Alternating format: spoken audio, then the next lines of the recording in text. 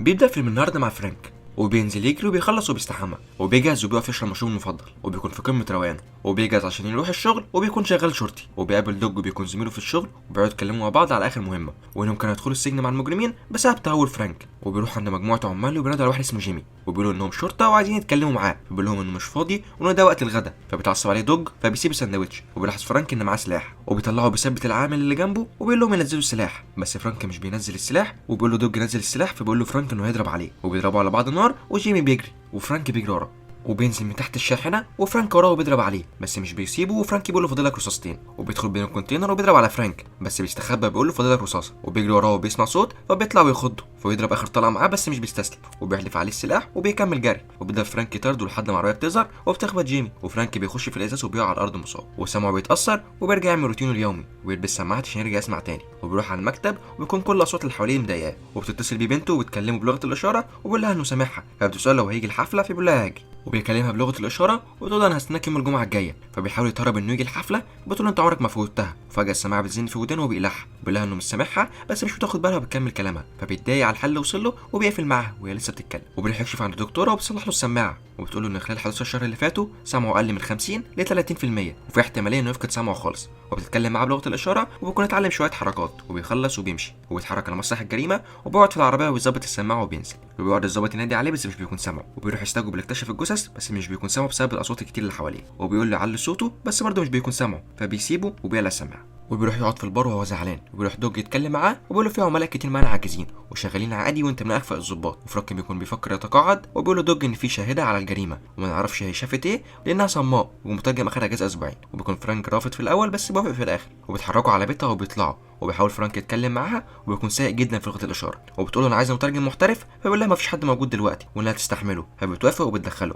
وبيسالوها شافت ايه وفرانك بيترجم بتقول لهم انها كانت نازله شغلها كمصوره وشافت خناقه وصورتها وتوريهم الفيديو وبيبان مجموعه من الناس معاهم اسلحه بيخلصوا على الاثنين اللي لقوا جثثهم وبيقول لها دوج انه ما ياخد التليفون لانه دليل وهنرجعه تاني وفرانك بيترجم وبيطلب ان هو يدخل الحمام وتكون بنته بعت له انها مستنيه عشان خاطر الحفله فبيبعت لها ان هو اسف ومش هيعرف يجي لانه عنده شغل بس بيجي رساله ان السماعه هتفصل وبياخد باله من كسر في الحيطه وبيدخل اوضه تحنيط الصور وبيقعد يتامل فيها وبتدخل عليه وبيتاسف لها وبيقول لها ان الصور عجبته وبتشكره على مساعدته ليها وبيتحرك مع دوج وبيعرفوا دوج ان ليها سجل في حيزه المخدرات وبيكون فرانك نسي التليفون وبتلاقيه في الحمام وبيكون سايق والسماعات بتكون هتفصل فبيدور على التليفون في جيبه ومش بيلاقيه والعصابه بيكون رايح لها وبتكون اسمها ايفا وفرانك بيلف ويرجع عشان ياخد التليفون وبيوصل فرانك والعصابه بتكون وصلت لعندها وبيمسكوها وبيوصل فرانك لعند شقه ايفا وبيلاقي واحد من العصابه واقف قدام الباب فبيكمل في الطريق وبيفكر هيعمل ايه وبيطلع للشقه اللي فوق وبينزل عن طريق الشباك وفرانك بيشوفهم بيكون زعيم العصابه اللي اسمه لانش عايز يعرف لو الفيديو ليه اي نسخ تانية فبتقول له لا وبيسال لو حد شاف الفيديو فبتقول له لا فبيشاور لانجل وبيكونوا عايزين يحقنوها بجرعه مخدرات زياده عشان تموت وفرانك بيحاول يفتح الشباك وبيكسره وبياخد المسدس وبيثبته وبيضرب عليهم نار عشان يسيبوا السلاح وبيدخل التالت وبيضربوا على بعض نار وانجل بيتصاب والذخيره بتخلص فبيهرب هو وايفا من الشباك وبيكون معاهم واحد رابع ولانش بيكلمه وبيقول له قابله وما بيضربش عليهم نار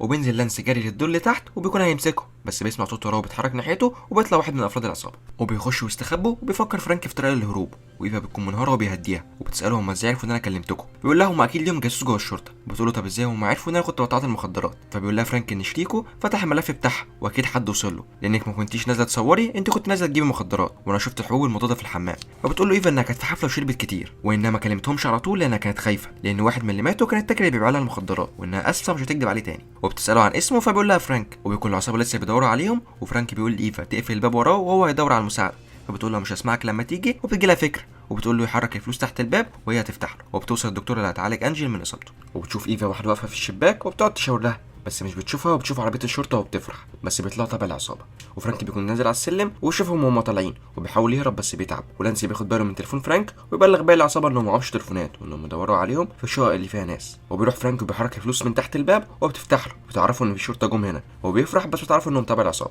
وبيشوف جهازه ويدوس عليه وبتعرفوا ايفا انه بيستدعي الاسانسير وبيتحركوا بس بطاريه السماعات بتفصل وبيشوفهم واحد من العصابه وهم رايحين يركبوا الاسانسير وبتعرفوا ايفا مكان التليفون وبيكلم الصيانه وبيقول لهم يكلموا الشرطه ويعرفوهم ان هم محجوزين هنا بس بيكون مش سامعهم والشرطه هتدخل على الخط بس بعد ما بيكون اتحرك وبيقابل واحد وبيضرب عليه نار وبيفاديه وبيكون في واحد تاني وراه وبيركبوا الاسانسير وبيبلغوا من المطلعين السابع وبياخد فرانك باله من الكاميرا وبيكسرها وبيكون لانس مستنيهم في العاشر فبتوقف ايفا الاسانسير في التاسع وبتحرك العصابه كلها على هناك وبيرجعوا هم يكملوا على العاشر وفرانك بيكون عايز يدور على تليفونه وبيلاقي انجل وبيثبته بالسلاح وبيقول لايفا تدور على التليفون بس الدكتوره بتثبتها بالسلاح وانجل بيقول لها السلاح فاضي بس مش بيكون سامعه، وبيشوفها وبينزل السلاح، وانجي بيقول لها تضرب عليه نار بس بتسيب ايفا وبتقول له ده مش شغلي، وبينادي على العصابه في اللاسلكي بس ايفا بتضربه على دماغه وبتسكته، وبيكون معاه تليفون وبيحاولوا يفتحوه بينجحوا، بس بيلاقوا لانسي جاي فبيستخبوا في الاوضه، وبيفوق انجل وبيسالوا لانسي على مكانه، فبيقول له مش عارف، وبيساله هما كانوا جايين هنا يعملوا ايه، فبيقول له ما يعرفش، بس يبص جوه مش بيلاقي التليفون، وبيتصل لانسي على التليفون بس ايفا بتاخد بالها وبتقفل الصوت، وبيبعت فرانك رساله لدوج عشان يكلمه، وبيدوس على كيس بالغلط فبيعمل صوت، وبيروحوا يدوروا عليهم بس بيهربوا وبيستخبوا في الشقه اللي جنبهم،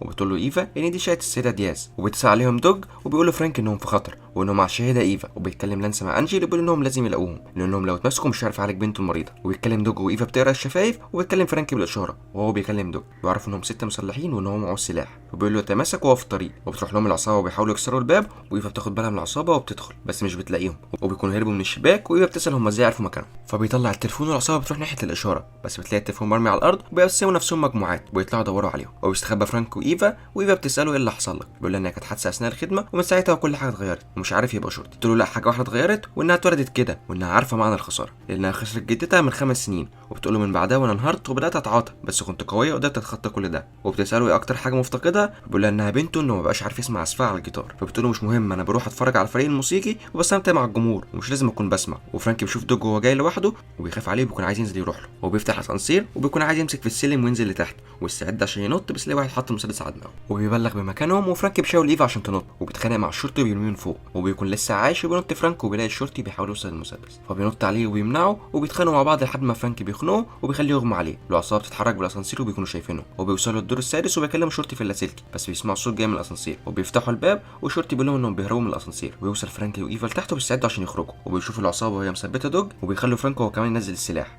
وبيثبتوهم هما الاثنين بس دوج بيتاسف لفرانك وبيطلع ان هو تبع العصابه، ودوج بيقعد يعاتبه ان هو رجع هنا تاني، وبتوصل باقي العصابه وبيثبتوهم وبيحقنوا ايفا بالمخدر، وفرانك مش بيكون عارف يعمل حاجه وبيشيلوها وبيركبوا الاسانسير، ودوج بيقول لفرانك ما تبصلوش كده هو لقى فرصه عشان يساعد بيها اولاده وانتهزها، وبياخدوهم على شقه ايفا وبيعرضوا على فرانك انه يسكت مقابل $25,000 و$5000 شهريا، وبيكون لانس هيقتله فبيوافق على اخر لحظه بس بيقول له هياخد $50,000، فبيتعصب عليه ودوج بيهديه وبيمشوا وبيسيبوا ايفا في الاوضه لوحدها عشان تبان انها ماتت بسبب جرعه زياده، وبيركبوا الاسانسير عشان يمشوا بس فرانك بياخد السلاح من دوج وبيقفل عليهم الباب، وبيرجع لايفا جري وبيجيب فرانك الدواء وبيحقن بايفا وبتفوق، والعصابه بتنتشر في كل مكان عشان يمسكوه، وفرانك بيخلي ايفا تمسك المسدس وتوجهه ناحيه الشباك، وبيجمع فرانك كراتين عشان يولع فيها، وبيظهر لانس وبتضرب عليه ايفا نار وبيستخبى، وبيكونوا عايزين يكسروا الباب فبيولع فيه، وايفا بيكون زعلان على شقتها، والناس بتتلم عشان النار، والشرطه والمطافي بيوصلوا، وبيدخل لانس وسط النار عشان يدور عليهم بس بيلاقيهم عاملين حفره وعدوا منها، وبيدخل الحفره فبيرموا عليه بنزين، والروك بياخد سلاح منهم وبيتحرك على فرانك، ولانس بيضرب عليهم نار وبيجروا، ودوج بيكون عايز فرانك يسيب ايفا ويهرب معاه، وبيدخلوا يستخبوا في شقه وبيكون فيها سماعات واغاني، ودوج ولاس بيوصلوا ويكسروا الباب ويدخلوا يدوروا عليهم، فبيشغلوا اغاني بصوت عالي والصوت بيتعبهم، ولاس بيفتكر دوج فرانك فبيضرب عليه نار، وبيشوف فرانك دوج وهو واقع على الارض وبيحاول يقول له حاجه بس بيموت، ولاس بيقدر يدمر السماعات، وايفا بتتعب وبتقع على الارض، فرانك بيحاول يفوقها بس لاس بيوصل فبيستخبى، وبيروح لاس يتاكد ان هي ماتت فبيضربوا فرانك على دماغه وبيشيلها وبيجري بيها على الاسعاف، ويبداوا ينعشوها ويدوها صدمات كهرباء، وبيظهر فرانك وهو قاعد في حفله بنته وبتيجي ايفا وبتقعد جنبه، وبكده خلص الفيلم. يلا سلام.